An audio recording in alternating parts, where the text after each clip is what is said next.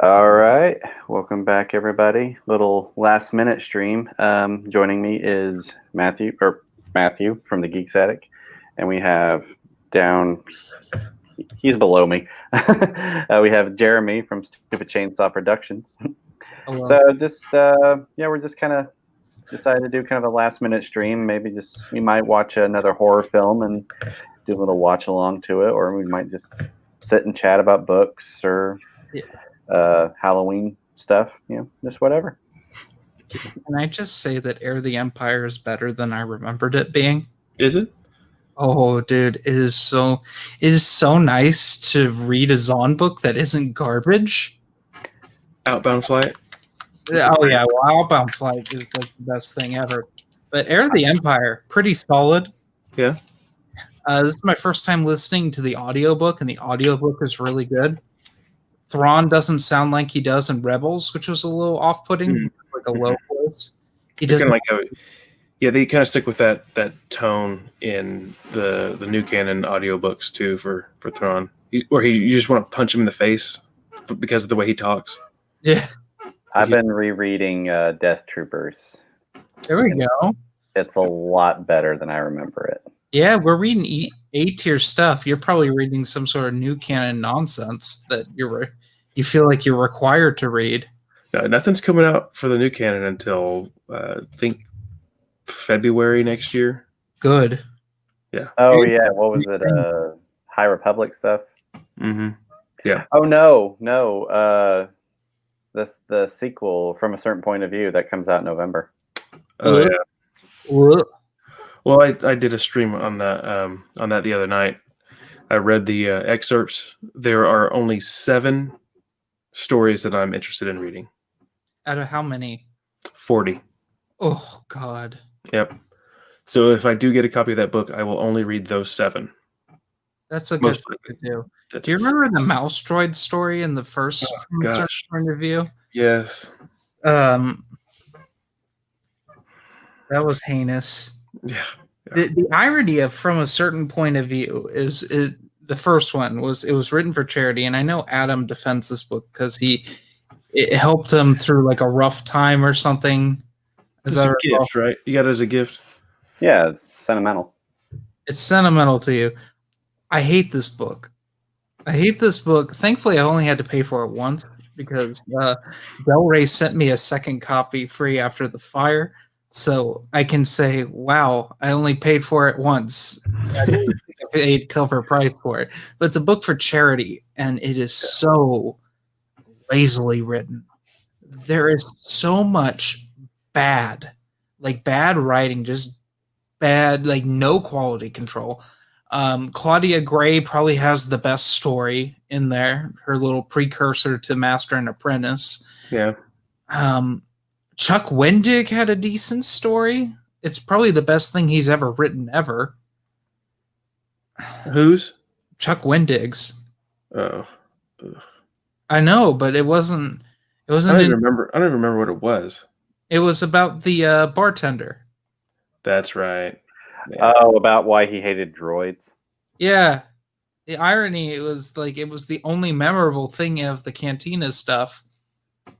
And being stuck in the cantina forever. It was like Tales from the Mos Eisley Cantina, but horribly written. Yeah. I can't remember any that were like great takeaways from me for that book. I think I gave it like a C on my rating. I would downgrade it to a D. I know I wasn't happy with it.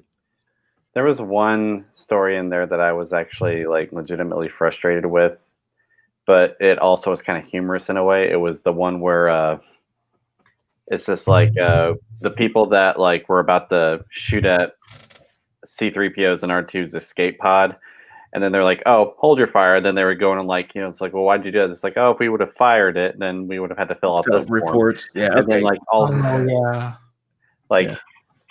It's just like with the Empire, it's just like it's a series of reports that you have to keep with each decision you make. And yeah, well, the problem that I have with this one already, I mean, it's like I was kind of like, oh, this is kind of cool. They're gonna do Empire Strikes Back. We're gonna get some cool stories. No, when one of the editors said the alternate titles, the subtitle around the office was gay and in space, like I'm out. That's not storytelling. It's not. Yeah. They've already put that crutch on there of like, okay, well, here's what's going to sell our book. Don't give me a good story. Yeah, and then you sprinkle in that sort of thing. Yeah. But please, it's so the thing I don't. This is my argument when it comes to like all like the diversity in Star Wars. I'm for it. I'm very much for it. You need to write a good story first. And these characters need to be characters that it isn't about like their diversity that's the character. Yeah, the forced inclusion. Yeah, because you need to have fit your quota. Yeah. And it's so obvious that it's a quota rather than a like good story. Yeah, and who did it first? We had Paul S. Kemp was the first one that they marketed that way. For Lords of the Sith. And then didn't John Jackson Miller have something like that? No. I'm trying to even remember what he's written besides A New Dawn. I think that's all he's done, I believe, with canon. No, he did a story in Canto Bight. Yeah. And he has you know what? He has a good story and from a certain point of view because he brings in a character from Kenobi. Yes, he does. The sand, shows up. Yeah. Yeah, that was cool. The first time he's pulled a character that he used in Kenobi because in Canto Bight he pulls Mosep Benid. But to be fair, Mosep Benid's technically a movie character. He was in Return of the Jedi, but he was an EU character first. He shows up in Marvel Comics before then. Oh, okay. That's cool. He was what they thought Jabba the Hutt was going to be like, but they cut that scene. Oh, yeah. Humanoid thing. Yeah. Well, yeah, it was Lords of the Sith. And they didn't really even... I don't remember that making a big splash either. No, one paragraph. The person that made a huge deal out of it because their book sucked, he had Chuck Wendig, blaming all the poor reviews on his Aftermath was because, it's because we have a gay character in it. It's like, no, they already did that, Chuck. Nobody likes your writing style.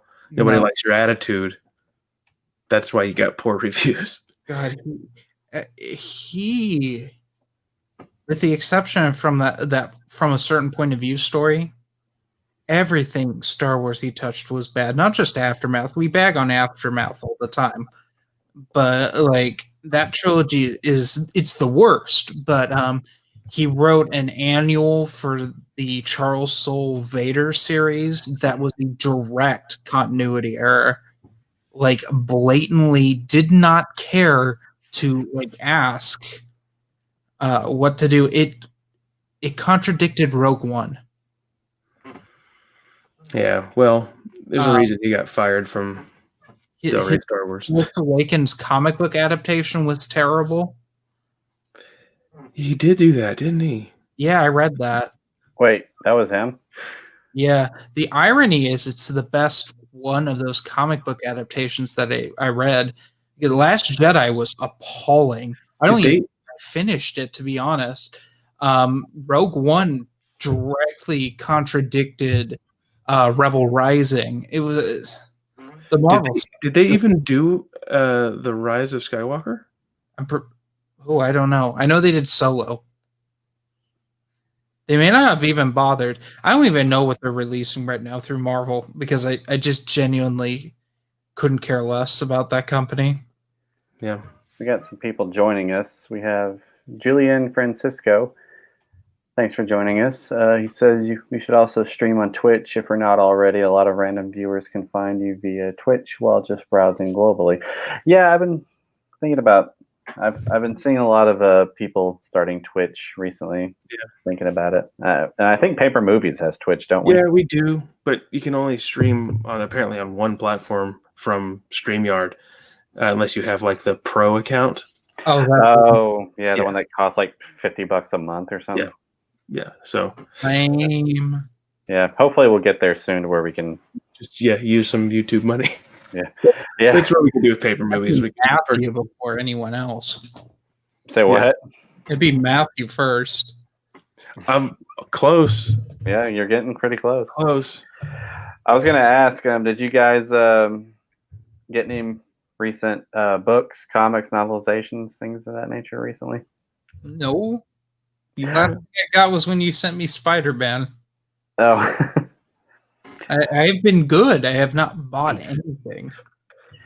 Yeah, I had to promise. I bought a lot of novelizations, and I promised my wife. I was just like, you know what, I'll take a break until, and then I found this new bookstore, and they had the Blob there, and I got it. The store owner was selling it for $1.50, and it's a first edition. And we talked for a while, and she was like, "Oh, you know what? That book's free. You take it." I'm just like, "Ooh, that's crazy." Yeah. Then that was like right after that. I'm like, "Hey, look at this link on eBay. $135, first edition. It's insane." So my copy's coming over from Europe, and it's got the cover, I guess, of the movie poster. So it's different cover than what you've got. It's like got like the guy in the Blob, which I haven't even seen that movie. But have you seen the original at least? no, The original was a 50s movie with Steve McQueen. Oh wow.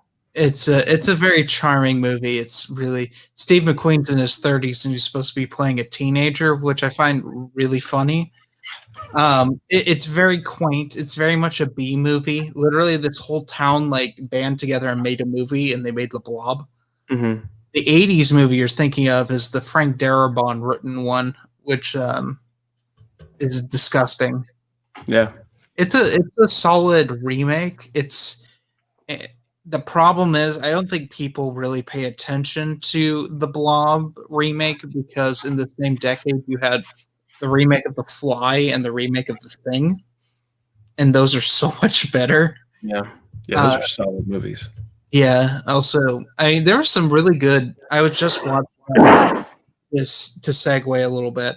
I rewatched this documentary called In Search of Darkness, which, by the way, if you haven't seen it, y'all, you need to check it out. It's a 4-hour documentary on 80s horror movies, and I'm in the credits because I was a patron for that. I funded it nice. And I forgot I funded it on Kickstarter. There was a thing that I did once. It was for Black Angel. I should remember sharing the short film with you, Jeremy. Do you remember watching that one? The guy from, gosh, he was a special effects artist on Star Wars: The Empire Strikes Back. The medieval film. Yeah, the short film that I guess they played it before The Empire Strikes Back as well. And the guy was like, "Hey, yeah, we found the file or the film because it was lost, but we found it, and now I'm going to turn it into a full-length feature film." And then you never heard anything else about it. Yeah, that's typically how that goes.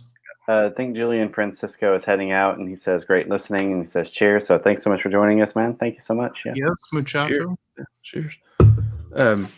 But yeah, I wish that they would finish up with that because I think the guy that played the dwarf in Lord of the Rings, Gimli, was supposed to. Davies? Yeah, he was supposed to be in it. Huh. Well, he'll do anything. He was in Anaconda 3. Isn't it the same guy who was in Raiders of the Lost Ark? Yes, it's Hala. Okay. That guy was also in. He played the Kingpin one time. Oh, really? He was also in Robot in the Family. If you all don't know what Robot in the Family is. Didn't Red Letter Media covered that one? Yes. Okay. Yeah, wasn't there another big name actor in that movie? Well, one of the guys from The Matrix is in it. Okay. That would be The one embarrassing. that betrays them wants to live in the Matrix and eat Matrix steaks. I was gonna say though, Jeremy, with you having a credit in that 4-hour documentary, I can just kind of see you just like having a group of friends over, just be like playing the credits, like, "Oh, why? Look, yes, that is my name." It's literally like in these giant columns of patrons, and it's alphabetical order by first name. That would have been awesome. See, I was supposed to be in some credits.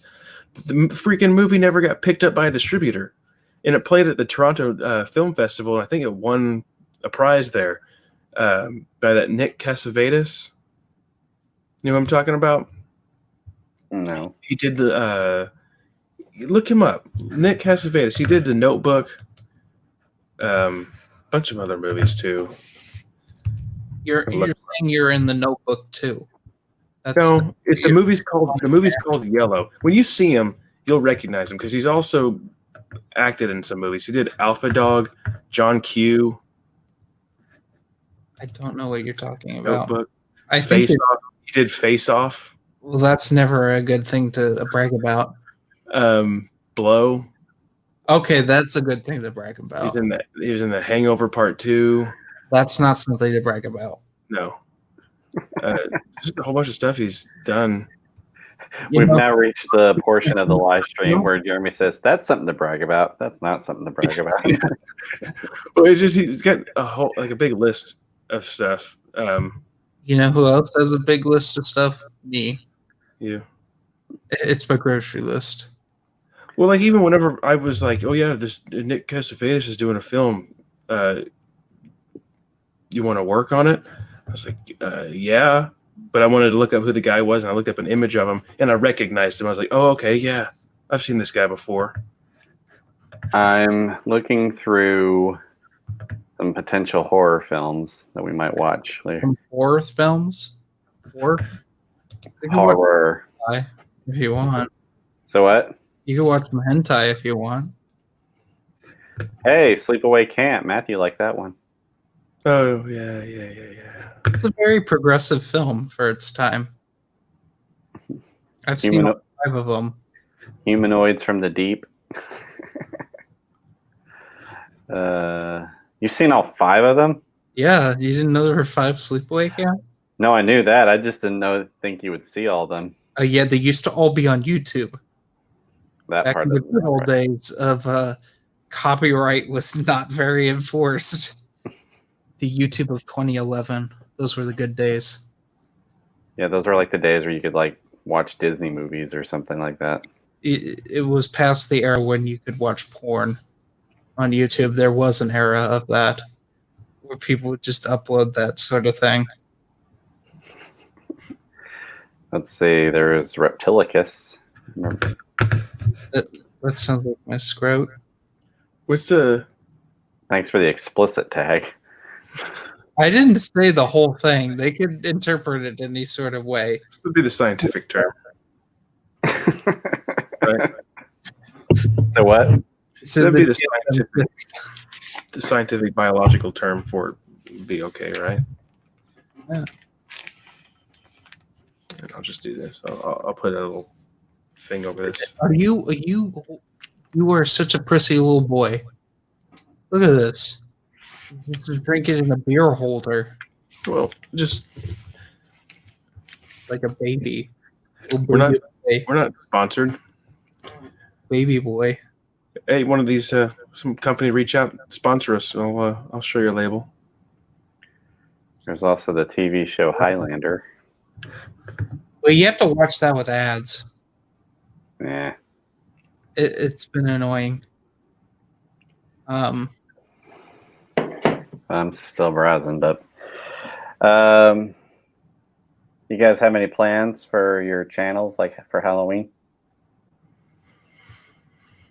Surprises? Just gonna review the remaking novel and the paper movies thing. I wanted to do a couple of novel reviews, but not gonna happen. I might do a couple watch along, or just like this. I would like to do this on my channel too. Some random night where just put on a stupid horror movie that we all have and just watch it.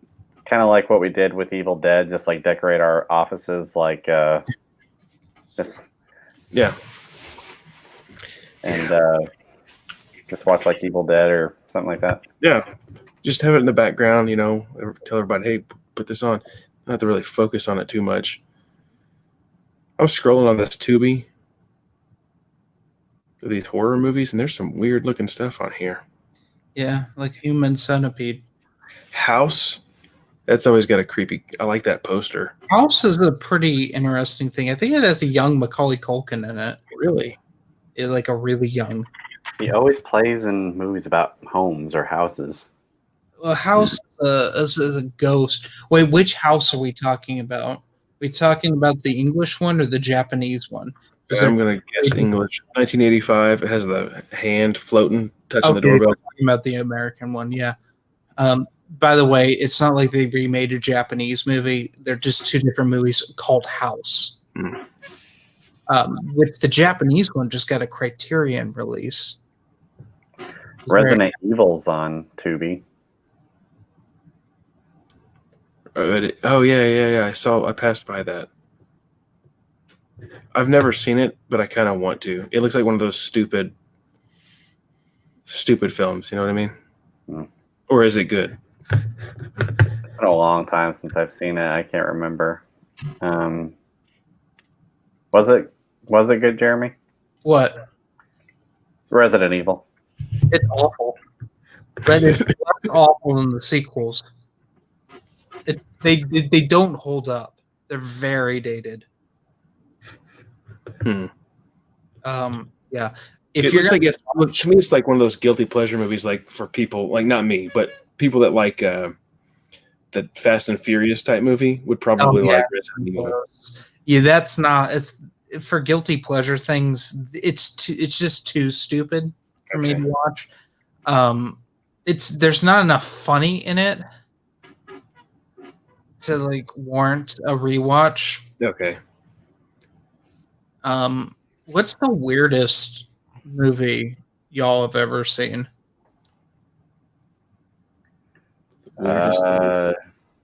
You're my OnlyFans page. I'm just kidding. You watched that? No. we all knew Adam was like my biggest OnlyFans fan.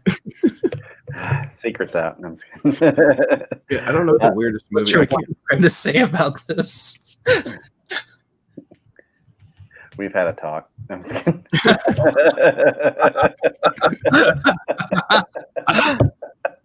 I'm just kidding. What is this? Geez, the weirdest movie I've ever seen. There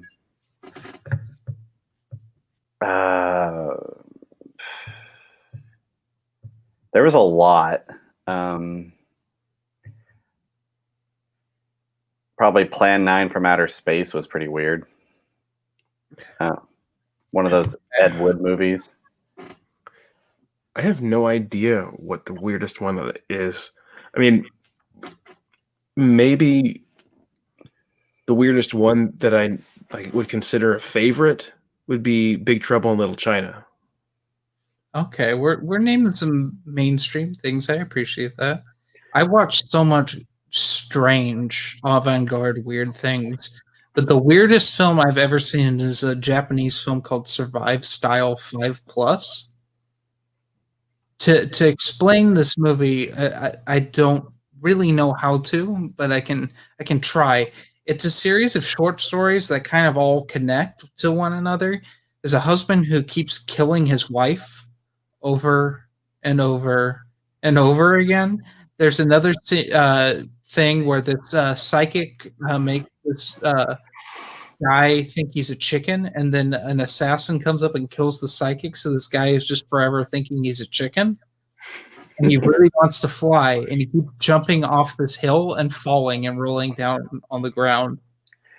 There's a few other things. There's only one guy. The assassin guy is British. He's the only one who speaks English through this whole thing. And he's like, "What's your primary function?" And then like, we'll kill people. It is nonsensical. At the end, like the chicken man learns to fly. It's just flying around. It is nonsense. It's just a nonsense film. Okay, I'm actually looking at the weirdest film that I've seen as of recently. It's on Tubi. It's called House Shark. Oh God, are you watching terrible shark movies again? They make me laugh, okay? I appreciate it. One right now, it's a poster. It's called Bait, and it has a big shark, and it's underwater with a shopping cart and a floating leg. It's about a hurricane, and these people are trapped inside this building, and a shark gets washed into that room where they're at. Oh yeah, Bait's almost a movie. But House Shark is about. Okay, I'm just gonna read this plot summary here. Here we go. Ready for this? Even the bathroom isn't safe as a man's house is terrorized by an unknown shark breed that kills on land and will require an expert's help to destroy. It's about a shark that takes over this guy's plumbing system.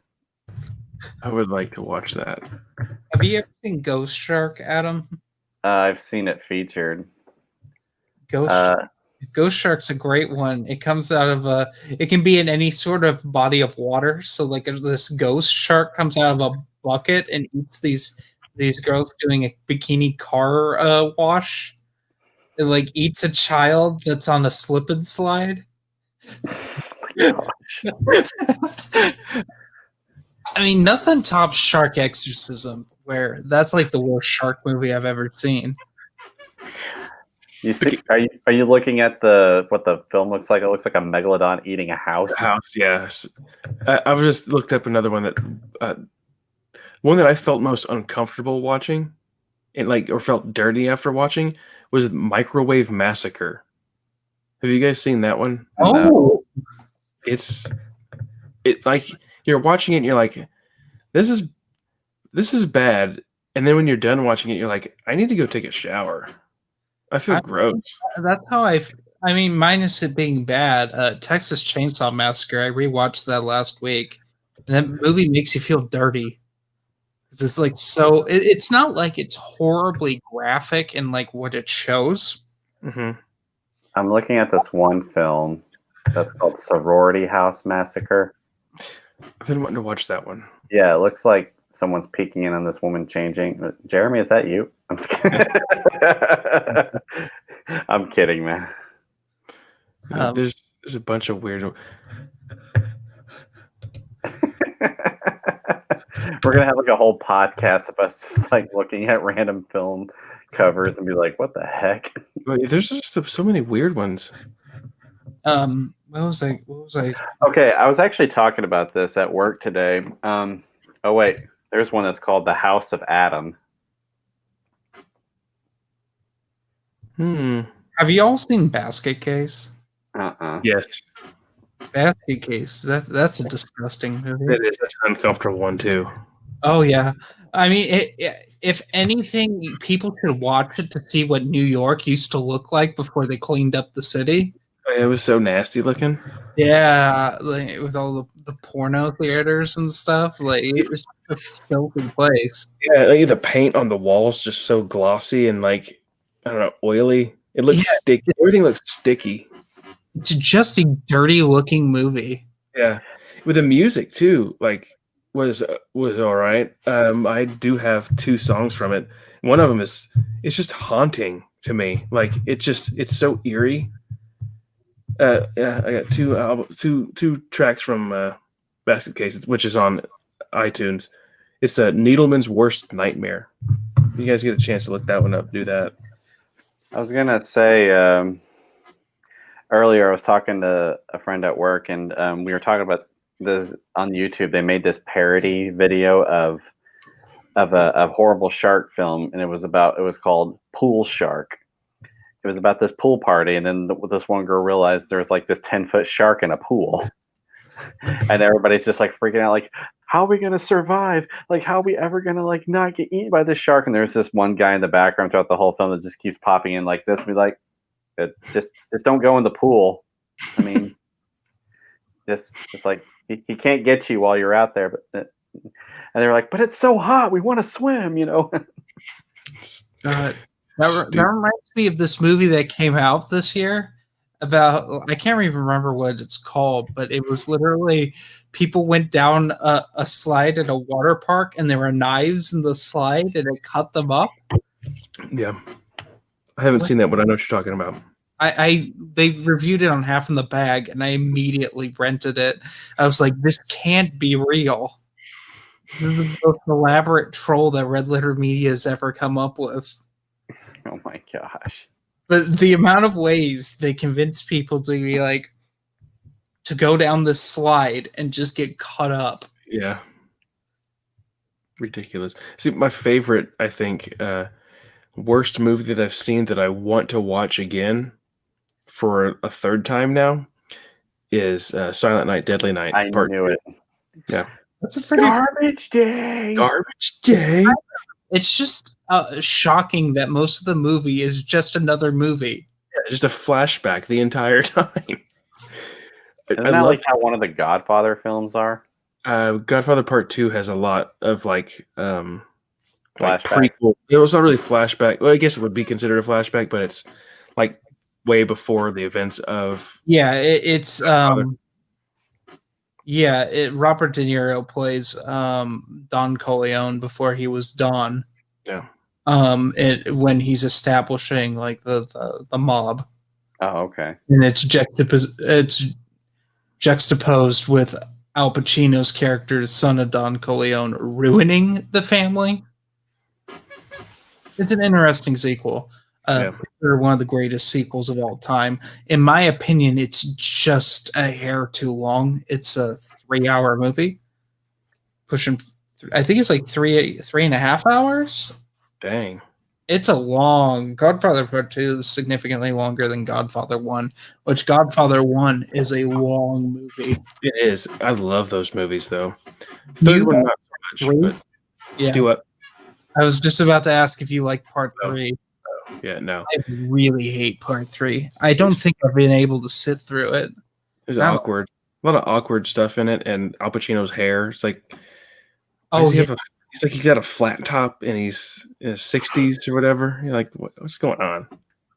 And then what was it? Maria Coppola. Yeah, is in it, and she can't act, and she has so much dialogue.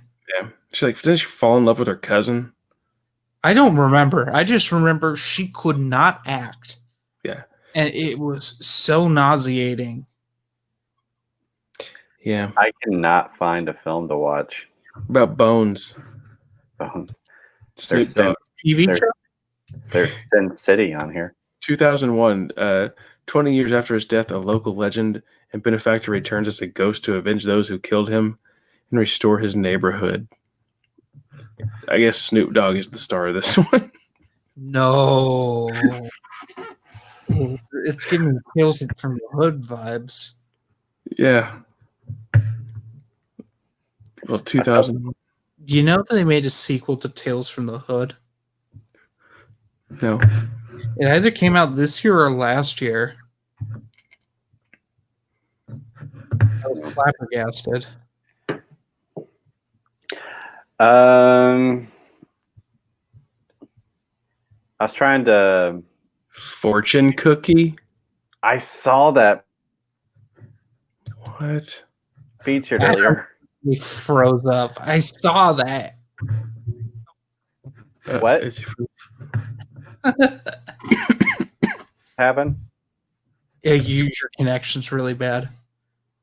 Yeah, we had trouble lately.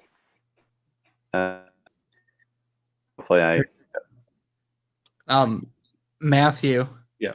What's the most disgusting movie you've ever seen? Probably the Microwave Massacre.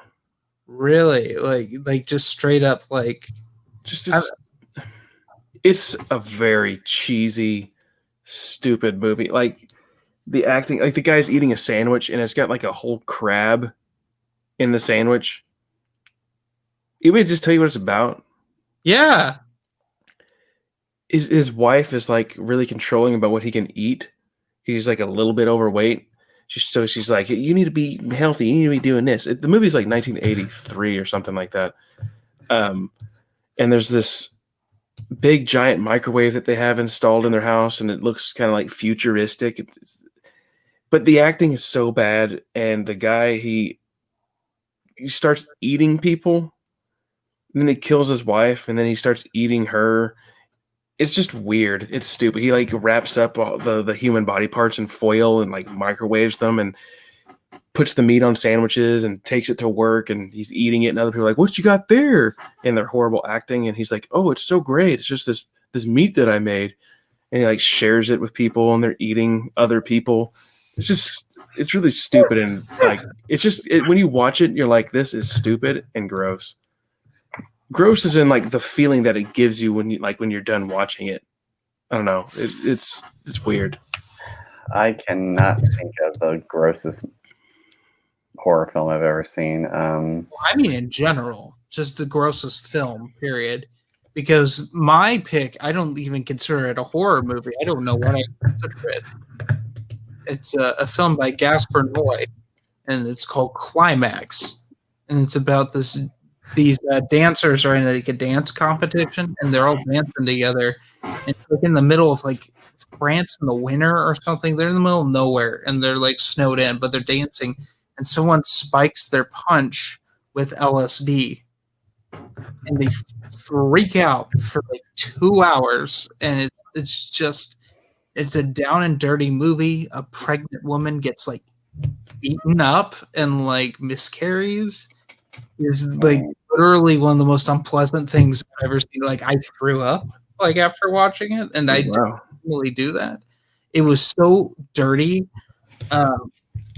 There's like all sorts of disgusting, like it's not even like, it's just like all makes you feel dirty. Mm-hmm. You just feel dirty, like sitting there. Literally, I think a child dies. People killing themselves. People just having sex everywhere, and people dancing around naked. A lot of screaming and rolling around.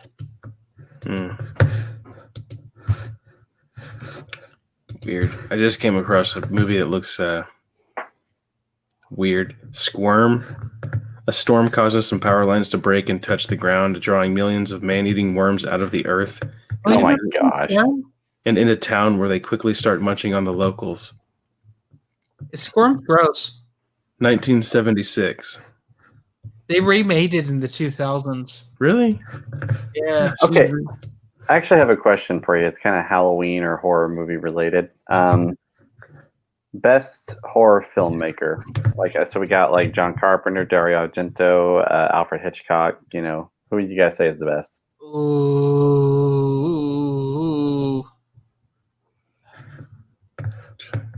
I don't know. It's so difficult. Carpenter, to me, he expanded beyond horror, so that's hard for me to do. Like Wes Craven comes to mind, George Romero. Yeah, I saw Night of the Living Dead on Tubi a minute ago. What else? David Cronenberg also comes to mind with body horror, which is where I've been like fixated on for the last month and a half, just watching so much body horror. Stuart Gordon, I think, is a very underrated horror filmmaker who just passed away this year. He made things like Reanimator and From Beyond and Dawn. Oh yeah, Reanimator, yeah. Also wrote Honey, I Shrunk the Kids. That was him. He was supposed to direct it, but apparently the Disney suits were so stressful that he had a migraine that caused a nosebleed, and he just quit. Wow. I can't even imagine. Then again, I can't imagine Stuart Gordon making a children's movie. He literally, in Reanimator, there's a severed head that's giving someone, like going down on someone. Yeah, that movie. Oh, yeah, that was a weird movie, yeah. I saw that it has a novelization, but it's like really expensive. Oh, yeah, $215? Yep. Yeah, I saw that too. I was like, dang. What about you? What about you, Matthew? Do you have any like a favorite horror filmmaker? Well, I mean, John Carpenter for The Thing is great, but my favorite horror movie of all time, someone's going to roll their eyes, is Scream. And this is Wes Craven, right? Yeah. That's my favorite because it just, to me, that one feels like it was so realistic. Like I could just see weirdos doing that sort of thing. Oh yeah. No, that's the freaky thing about Scream. Yeah.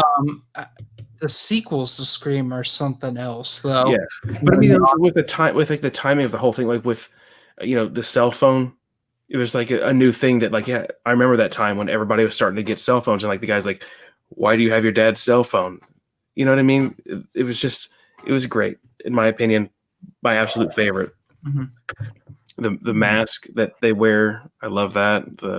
Well, yeah, everything was supposed to be generic. Yeah, which I was that thing for Halloween way before that movie was out, which was cool. Is like they didn't design something new and fresh for it. It's like they got a Halloween costume off the shelf and they used it. That's one of those out of all of Wes Craven's franchises that spawned off of his films, that's the one where he had the most control over. And up until after his death, when they made that awful Scream TV series for MTV, like he had full control over it, and he only ever made one when he would like look at the state of horror movies and be like, something to make a Scream movie about. Yeah. Because that's why Scream 4 is so over the top. Yeah. Talking about the reboot and stuff before reboots. Like, it's like riffing on remakes and reboots. Yeah, I remember seeing the opener.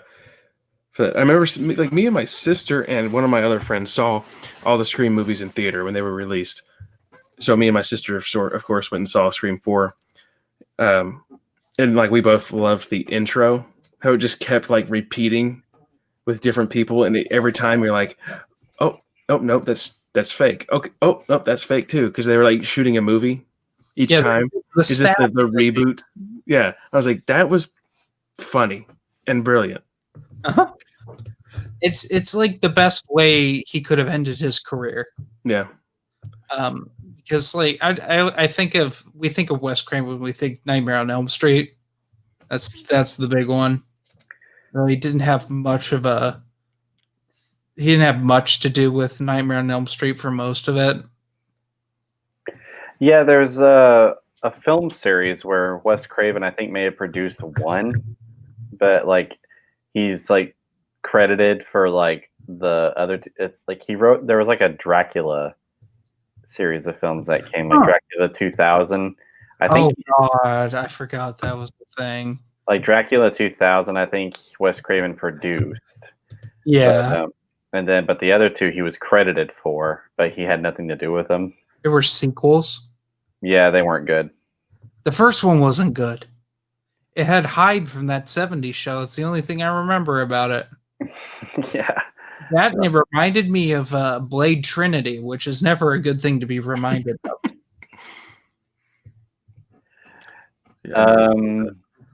But what comes to mind to me is with Wes Craven, it's Wishmaster. You know, I've never saw that one, but I had like a 4-pack DVD that was like, $5 from the Walmart bin that had Wishmaster 2. And that's the one that I saw. And it was awful. None of them are particularly good. The first one's watchable, but like there's 4 of them. It's like, I don't know. It reminds me a lot of the Pumpkinhead franchise. I was just gonna say, like Pumpkinhead 2 was also in that DVD set. Oh, that's weird. Yeah. Pumpkinhead 1 is the only one worth watching. I don't even remember Pumpkinhead 2 and 3, but 4 is like a Romeo and Juliet story during like the Civil War. But Pumpkinhead is in it? Okay, I just looked it up. I found it. It did have Wishmaster and Wishmaster 2, The Leprechaun, and Pumpkinhead 2. Such a random collection. Yeah, that's terrible. I don't remember the Wishmaster movie. He's a genie, and like you die. I think it was one of those things that like I watched it back to back, and it was like, I'm done. But yeah, Pumpkinhead was stupid. Pumpkinhead 2 was stupid. Geez, I can not remember who I would consider to be like the best horror filmmaker. I mean, it's just I mostly remember people doing like just certain films, like whether it be based off a book, like Stanley Kubrick did The Shining, or let's see, who else? Geez, there's a lot, but I can't. That's the only horror movie that Kubrick ever did. Evil Dead, that's a brilliant one. Yeah, in my opinion. Yeah, I think Evil Dead would probably be the one the grossest film I've ever seen. That's true. That'd be a nasty one. But I don't know if I told you guys, but I know that Jeremy may know, but Stephen King hated Kubrick's Shining film. Oh yeah, no, So- he hates it for the same reason I do. Like he hated it so much that he begged the studio for years and years to be able to do like that spin-off like, or that mini series of his own vision of it. And the only way that like Kubrick gave him the rights to do it, because I think he had rights to it or something, and then I'll let you do it, stop bad mouthing my version of The Shining. So okay. I have the like the Stephen King's TV movie collection DVD as well. I like to do that, and I haven't done it in the last 2 years. Like just go pick up random horror movie collection boxes, just crap, because now the streaming services are so popular and they have all this stuff on there. But yeah, we bought it had like It and Salem's Lot, which we never got around to watching that one. Salem's Lot's the one to watch. Which Salem's Lot? Is it the 70s one or the 90s one? Oh, I don't know. It's just a TV movie. That's a vampire one, right? I have no idea. And it had The Shining, which we watched The Shining. I think it was 2 years ago, maybe. Crap, I don't remember. The Shining to me was like okay. It wasn't like, oh, that's a great film. But and I know there's some people out there like that's the greatest horror movie ever made. I didn't see it. I know. What's his name? Jack Nicholson. Yeah, he did good, but I mean, I disagree. I am of the opinion that is one of the worst Kubrick movies Kubrick's ever made. yeah. Oh yeah, it's so everyone is terrible. Everyone's overacting except for the kid who can't act. Period. That's very true. That was Of what The Shining is not explained well at all in the movie. And the way they show The Shining is very Kubrickian and stupid. Have you read The Shining, Matthew? No. I still have to finish it. I'm like almost halfway through it.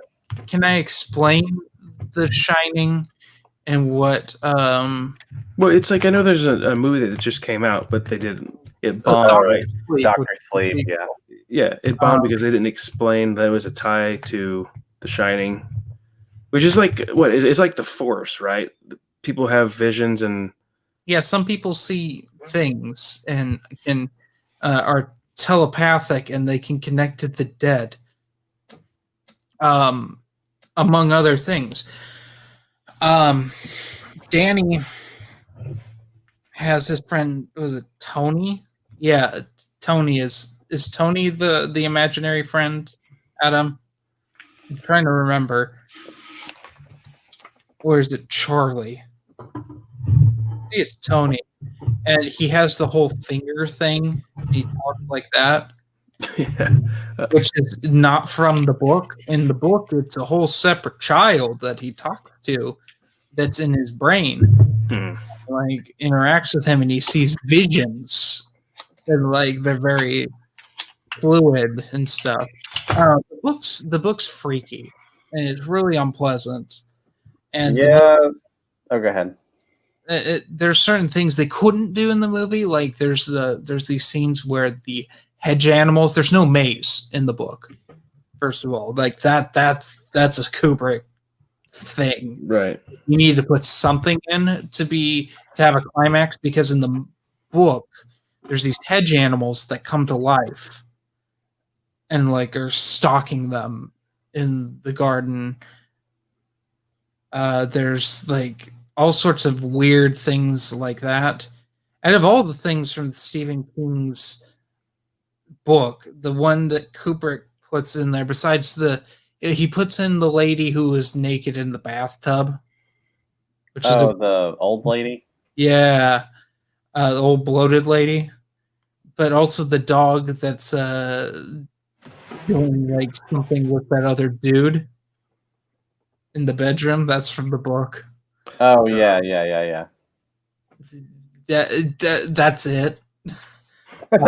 There's of like the ghosts and stuff. Well, there's the ghost bartender, of course. I am grateful for The Shining because of Jack Nicholson's performance. Because if it wasn't for that, we wouldn't have gotten him as the Joker. That's true. That is very true. But it's just I don't know. It's so much overacting. Jack Nicholson's had so many better performances, in my opinion. I want to watch him again in Wolf because I saw a review of that earlier. I'm like, I've always wanted to watch that, full. I know it. It looks like a weird werewolf movie, but it looks amusing. I've never even heard of that. Wolf, yeah, it was like early '90s. Like, it's just about a writer. I think he gets bitten by a wolf and slowly starts to turn into a one. So, oh, man. But I don't know. The Shining, the book, is a classic. In my opinion, Doctor Sleep is a better book because it's it's the more seasoned Stephen King. It's also more disturbing. Like these vampires that are disguise themselves as old people in motorhomes torture children with the Shining so they could collect their steam. That's the Danny's. Oh yeah, that. Okay. Go ahead. I'm sorry. That's an interesting angle with Danny's addiction. I was gonna ask. I've always wanted to ask you guys this because, even in our private chats, I just never got around to it. But since it's around Halloween, perfect time. Favorite horror story, ghost story, whatever, or book, novel, Ghost story? Well, just like a scary story, like a horror story, like a classic, Frankenstein, Jekyll and Hyde, stuff like that. Dracula, probably. Dracula's interesting. Really, that's interesting because it's not necessarily how scary it is. I just find it interesting to read. Yeah, I was grossed out. I listened to the audiobook and was really grossed. I had to take the headphones out a couple times because I was so grossed out with all the transfusions and stuff that were going on. Yeah, it's very description for its time. Yeah, the descriptions were just so ugh, I can't do this. You might like this, Jeremy. I got this big annotated Dracula novel. Ooh. I mean, it's the novel. It's also got production notes. It's got some biography about the play and everything. Pictures from some of the. See, it's got this little cover there that they have. So. I liked the book Dracula. It was just. It was kind of different for me because it's just it's like what you said, Jeremy. It's not what you think. It's just Dracula's only in it maybe some total of 3 times in the whole. Exactly. It's dare I say it subverts your expectations. So okay, I can't remember if in the book was the whole story based off of Vlad the Impaler, or is that just the movie? Well, in the book, as I remember, Van Helsing just kind of guesses that's who he is. He just said it could be the Vavode Dracula, but a lot of Vlad the Impaler scholars think that Bram Stoker was kind of an idiot about that. But I don't think it matters. They did actually release a book called Dracul, which was written by Bram Stoker's nephew, and it was supposed to explain who that version of Dracula really is. But what were you saying, Jeremy? I'm sorry. I don't think it matters. In the grand scheme of things, it's not the point. It's just sometimes when you're explaining monsters, it takes away from the horror of it. Which is why I hate horror prequels. Yeah, it's kind of I kind of see what you're getting at. It's kind of like Bigfoot or the Loch Ness Monster thing. If people knew exactly what it was, it would be less interesting. Mm-hmm. And horror is what you don't understand, It's the fear of the unknown. One of my favorite, it's not really scary. It's only got one actual creepy part, and that's Sleepy Hollow, The Legend of Sleepy Hollow, the original. I've never read it. Oh, you could read it in an hour. Oh, probably. It's probably really short. It's like maybe like 60 pages, but it's what I like about it, and it's because you think that you might know like how the ending went, but then again, there's that one thing that's just like, well, I don't know, it could have been gone this way, you know what I'm saying?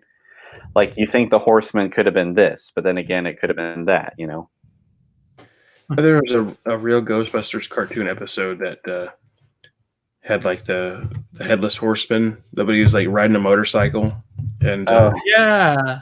yeah, he couldn't like cross over a bridge.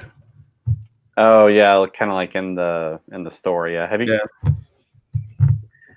Yeah. We do episode of the Headless Horseman, and it features Scooby's cousin, Scooby Dooby Dum.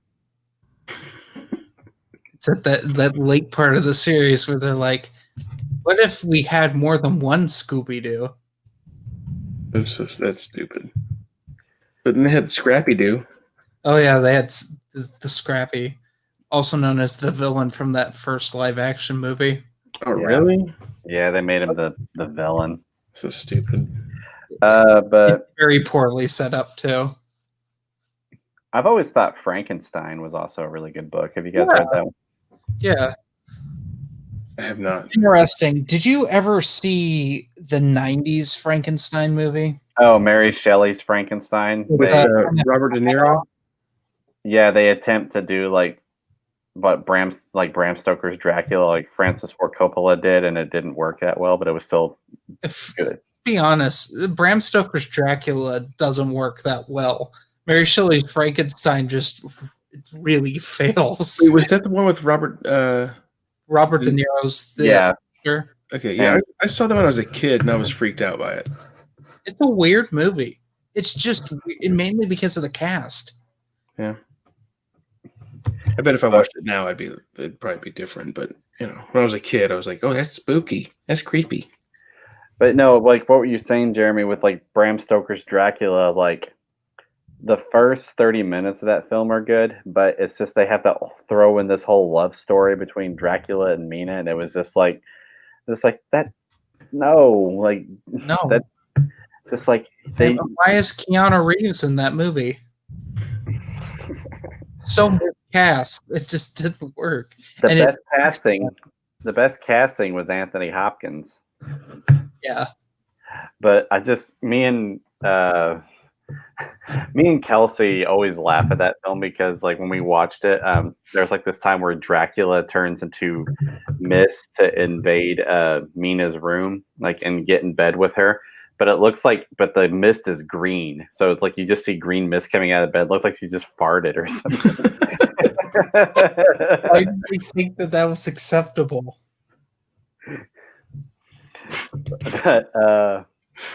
But it's just like I like Gary Oldman as an actor, but I just kind of feel like most of that was like overacted. He's like, I can't do this. I love you too much to condemn you. I am Dracula or something like that. What year was that? Like 90s. Yeah, like 93, I think 92. I think it was before I was born.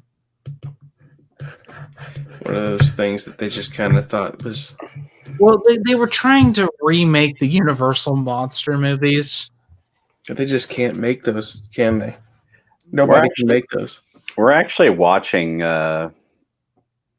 Me and Kelsey were watching the older ones, and I know they're cheesy, but I love those films. There's something fun about most of them. There's a few of them that are just really bad, but there's like a charm to that whole Universal monster cycle. Mm-hmm. I even have some of my Universal stuff behind me here. It's just it's what they need to do is like instead of trying to make everything so action packed all the time, is just make it creepy. Yeah. So Adam, have you watched the Hammer remakes? Oh, of Dracula? Of all of them. Oh, I've seen the Hammer remake of the Dracula movies and one of the Frankenstein films. I recommend The Mummy. The Mummy is like the best one of those. Okay. The Hammer ones were like, what if we added blood and we upped the sex? And we'll cast Christopher Reeves and Peter Cushing in just about everything. Oh yeah, Christopher Lee was he Did I was say Christopher Reeves? yeah, you did. I meant Christopher Lee. Yeah, Superman is Dracula. You know? Yeah. But let's cast Count Dooku and Grand Moff Tarkin and everything. You know. And David Prowse is in those too. There's a whole bunch of Hammer people that ended up in the Star Wars movies. You know, I was gonna say in those Hammer films, Dracula died like from some like for someone that's supposed to be like an immortal vampire. There's died- so many ways to kill him. He died in the most ridiculous of ways. Water. There was one where he's just like, "Oh hey, running water. Let's just trap him underneath this ice, and he'll die like that, and he'll just disintegrate." Or, "Hey, let's just lock him in a church," and then he just realizes, "Oh hey, I'm in a church." Died. You know. But those are the last times they really remade those movies well. Because when it came time, like the 90s, the only one of those that was even remotely successful was The Mummy. The Mummy. Oh, with Brendan Fraser. Yeah. I just bought the novelization to The Mummy Returns. Actually, Is it the one that has the Scorpion King in it? yeah, like at the last of it. Okay. Yeah. Well, The Rock shows up at the very beginning, and then he shows up as a PlayStation 1 cutscene. Oh, God. That was bad at the time. I'm gonna be honest though, Van Helsing when it came out, that was a guilty pleasure. I enjoy watching that. Van Helsing was better looking than The Mummy Returns, I'll give you that. Do you remember the Pygmy mummies? The what? The Pygmy mummies? I think so. Yeah. That was a thing. Then they redid the sand twister scene with Emotep's face, but it was water and it was a tidal wave. Everything bad about that movie. Okay, I have a question. Yeah, go for it. Can you guys name the creepiest scene that you've ever seen from a horror movie? Sleepaway Camp. At the end? Yeah. I was like 14 when I first saw that, and I was just like, you know. You got one, Jeremy? Where do you want me to go? Just like, are you talking like it was The thing that's like haunted, or like jump scare or what? just the thing that's haunted you, like since you've watched it, like always been freaked out about from a certain movie. Like for me, I'll just go ahead and say mine. Mine is from Pet Sematary. The lady that like lives, I guess, like under the stairs or in a room. It's that. Oh yeah, yeah, like, yeah. She's like crippled, like she's like you could see her spine through her robe, and she's pale, and her cheekbones are sticking out. And she like, actually, I'm sorry, man. and then like I remember like how creepy that was. It's still creepy. Like it freaks me out. Like the lady opens the door and she's like standing there and she's like her hands are up and she's like, "You didn't help me," and then like runs up to the camera real fast and just like starts screaming. Like that just always freaked me out because she looks so gross. That's the one thing that's always haunted me from horror movies. I found out that was actually a man that played that role. Are you serious? Yeah. So that makes it even more creepy. Ugh. I remember her name too was Zelda. The Exorcist, the crucifix scene. Oh. I saw it way too young and did not understand what was going on. Oh God, I probably was 10 or 11 when I first saw Exorcist. You were 10 or 11? That's pretty bad. He's in California. It was on TV. I was watching it on there wow. like midnight, like sitting there watching it, and the things said I cannot say on here or else we'll get an explicit tag. Yeah. But it was with her mother. And I was like, oh yeah. Hey. Yeah, that was a disturbing scene. Yeah, someone once told me that one of the things that like freaked them out was that scene in Insidious, like where they're sitting at a table, then this lady looks up and she sees the demon sitting right behind someone. Like Darth Maul. Yeah, I know. I saw some like CinemaSins. Like I was watching, he was just like, "What the heck is Darth Maul doing here?" I remember, like me and my wife watched that one. All demon was from the Insidious movies or the Babadook. One of those two. It looks like Darth Maul, and it makes me laugh. Yeah. Me and my wife watched that like a couple of years ago, and I remember seeing like it was like up in the ceiling, and I was like, "Wait, Darth Maul?" She's like, "What are you talking about?" I was like, "Nothing. I think they just ripped off Star Wars." I was gonna say though, like the original idea for Darth Maul was 10 times creepier than that. Yeah, George Lucas said, "Draw your worst nightmare," and then George looked at it. He's like, "Okay, draw your second worst nightmare." Interesting looking.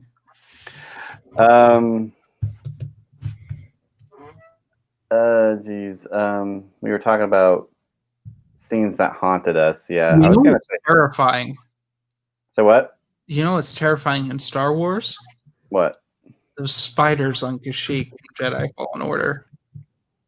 Yeah, those things are annoying. It's either that or the big frog thing from. Oh God! Like, you know, I loved after a while in Jedi Fallen Order, you just level up enough and you can just force push all the spiders off a cliff. oh yeah. It's like, or what I used to do is I would just sit and just let the stormtroopers fight it out with the spiders. You just sit there with popcorn, like, oh wait, I'm rooting for you guys. Well, because there's one that always sees you, but they're usually up on like a sniper point, so you block the bolt and it hits them back in the face and they die, and you just sit and wait. And then usually at least one spider gets killed, and the other one gets horribly damaged, but they kill all the stormtroopers because they got flame units out there. So then you just jump and you like throw your lightsaber and like you beat up the spider and it dies.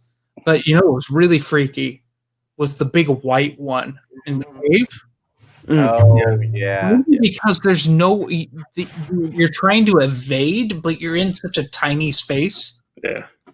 I remember like there's that spot where you get in Kashyyyk where there's the big lakes that you're swimming in, and there's bouncy things. You know what I'm talking about? The plant that like bubbles up and you could jump over things. My oldest, who was 5 when he played the game, beat the game. Okay, he beat the game. Well, there's one spot where he was in the water and like a bunch of spiders were on the land, and he was just like sitting in the water, just like the character's just like hovering there, and he's like, "Daddy, I don't want to do it." I'm like, "Just do it." He's like, "There's too many big spiders." I was like, "You could just jump over there and then use the force, kill him." He's like, "I don't know. It's a lot of big spiders." He eventually did. He worked up the courage to get up, jump on the land, and go over there and just start wiping them all out. But it was funny. Yeah, because I mean, when you're under leveled, it's a nightmare. Yeah. See the Star Wars games. I wasn't really terrified of anything in those any Star Wars game. Yeah. Dead Space. Did you guys ever play Dead Space? Yeah, Dead Space is just gross. I was gonna say, I was kind of tricked into playing that game. Yeah. Okay, this is a story time right here. Okay. I don't know how you got tricked into playing a video game. Well, when I was in college, I was kind of, a wuss. I was kind of jumpy and I was a little squeamish. I didn't like the sight of blood or anything. So they said like I was in the living room with my roommates and they were just kind of like looking at her like this, like, "Hey Adam, you should play Dead Space." I was like, "Yeah, okay, why not?" I was playing it, and it's kind of like where they film your reaction type thing. They didn't film me, but I was just like, we lived on the 3rd floor, and let's just say after the 10 minutes that I played of that game, basically people were like saying, "Shut up there," because I was screaming I was just like, it's like I was walking down this hallway, and I just remember I for some reason have this like instinct that I should just turn around right now. And I did, and all of a sudden I see this like those little weird monster things coming after me. I'm just like, son of a mother! And then like, there, I was like sitting in like a fold out chair, and I remember like jumping, and the chair came with me, and it just made like a, That's funny. And I was just like, to this day, I have never played that game again, and that was like almost 12 years ago. That's okay. They're not that good. But I played the first one and part of the second one. It was repetitive. Yeah, they're very repetitive. The first one's the only one worth playing. I remember my what? Oh, go ahead. I'm sorry. No, it's fine. Go ahead. I was gonna say, I remember my wife telling me that she played that. She tried to play Dead Space at night, alone in the house. The original game, the freakiest one I think I played when I was a kid, was on Nintendo 64, Turok. Really? Oh, yeah. You found Turok terrifying, not Quake?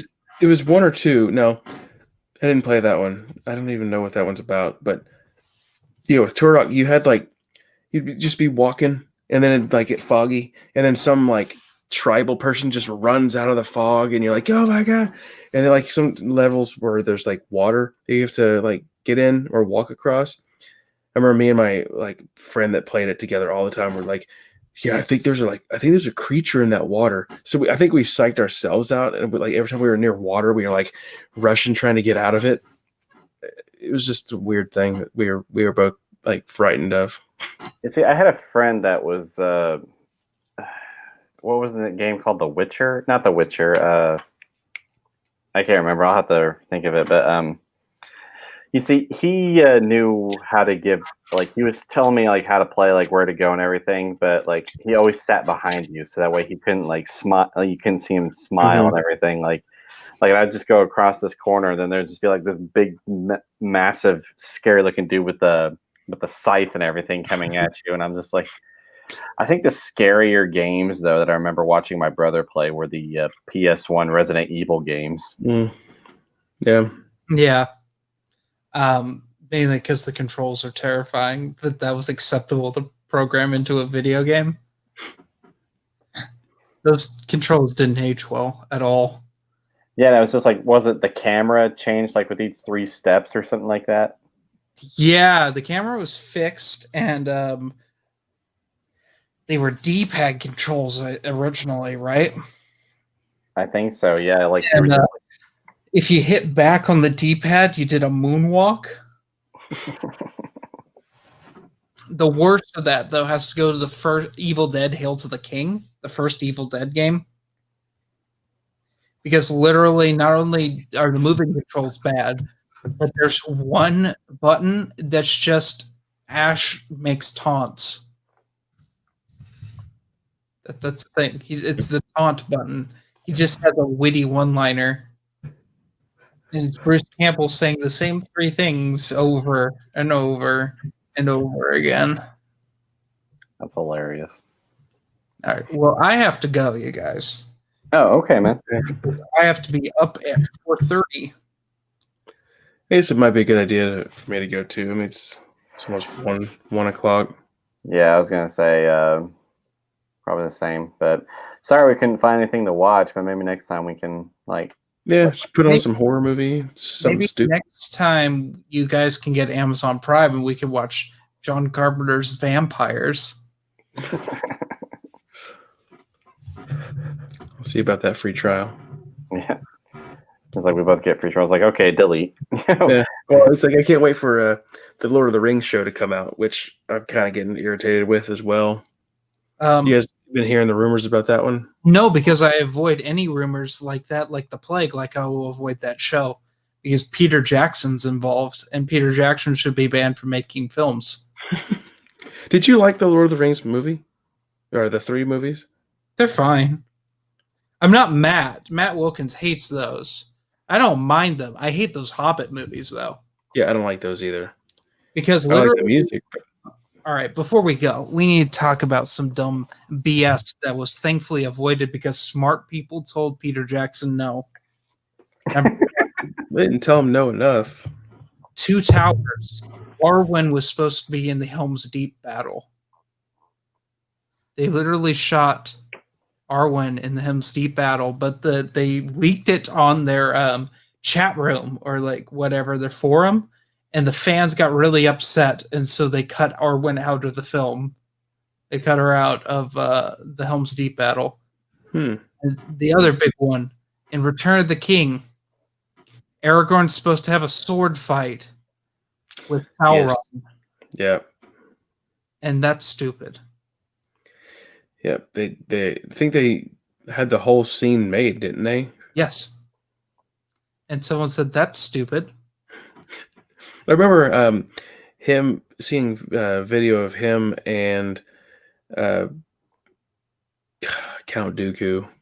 Christopher Lee. Sauron, or Yeah, Christopher Lee having a little, not really so much of an argument of Christopher Lee telling Jackson, like, no, this is what I'm going to do for the character because I've read the book every year for so many years. And Peter Jackson's like, okay.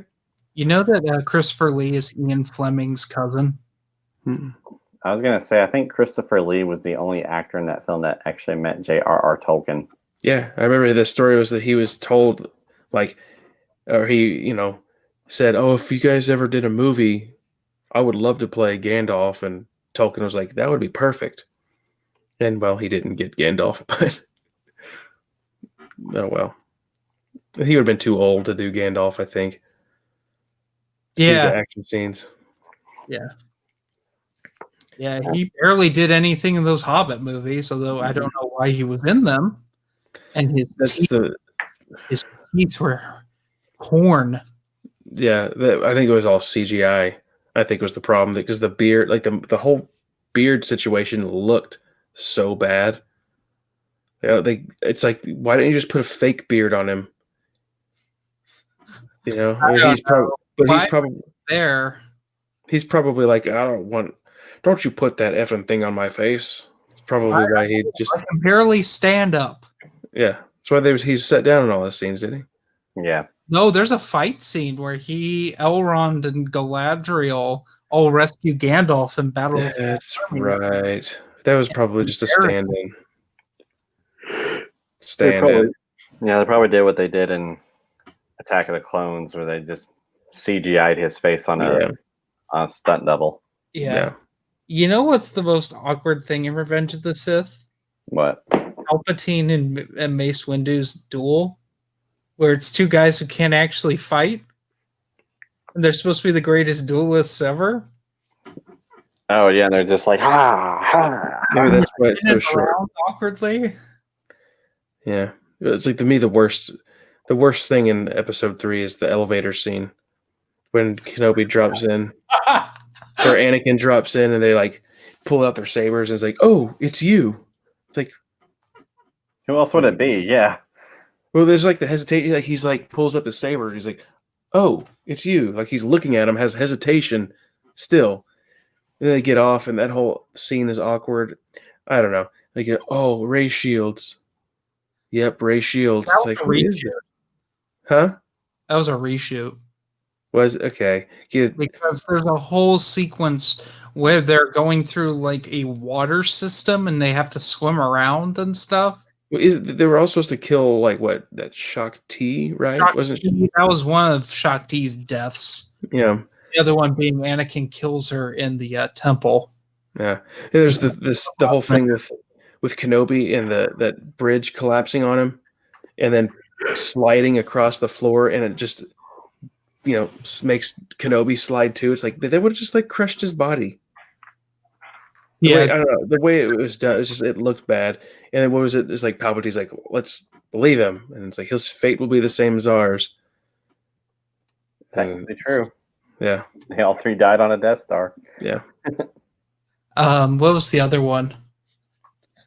No, the one that gets me in that duel, because it's done so much better in the novel, is Dooku does a terrible CG front flip. Oh yeah. In the novel, he floats elegantly down onto the ground with the Force. Kind of like, I guess, how Vader did in Return of the Jedi? Or no, Empire. Empire, yeah. Oh, when he jumps. Yeah, and he just kind of looks like he's kind of going softly, kind of like a Batman. Yeah. But I think that the whole thought was Dracula floated around. We don't want Dooku to do that. Yeah, yeah. Count Dooku. I know. Count Dooku of Sereno. Even though they never say that in the movies. Yeah, it's like in the books, isn't it? Yeah. And TCW. I think Sereno is referenced. Oh, the Dooku Jedi Lost book, audio drama. Very, very heavily involved with Sereno. Yeah. Like it should be. Yeah. All right, guys. Well, I think it's almost time for me to go to bed. Yeah. Good Star Wars talk. Good horror talk. Yeah, thank you guys so much for coming on. And as always, be sure to go check out Matthew at the Geeks Addict, Jeremy at Stupid Chainsaw Productions. And Jerry Kotzwinkle III. Also, Paper Movies. Be sure to go like and subscribe that. We're going to be discussing Halloween in a couple of weeks. And You need to finish that, Matthew. Haven't even started yet. you need to start that, Matthew. Yes. Adam and I both finished last month. Oh, you guys cheated. Not really. I can't do this though next month because there is no audiobook for Spider-Man, and I plan on jumping between this and the audiobook. So I need to start Spider-Man. Yeah, me too. I need to buy Gremlins. Yes, that's actually a pretty thick book too, Jeremy. I know. I'm not thrilled. I thought it was going to be thinner than what it was. Yeah, but it is. We'll see how angry I am with you. All right, so prologue. All right, I've already started. All right, but anyway, thank you guys so much for joining, and we will see you all later. Bye. Boy.